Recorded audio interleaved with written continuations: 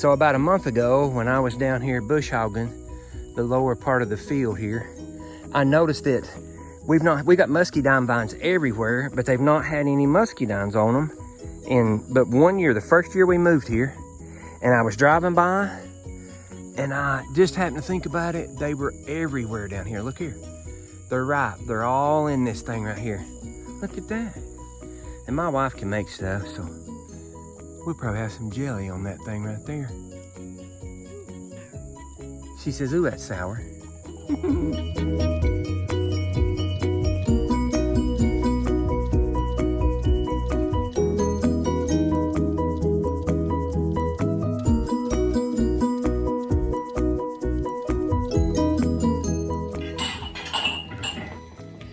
Making some muscadine jelly.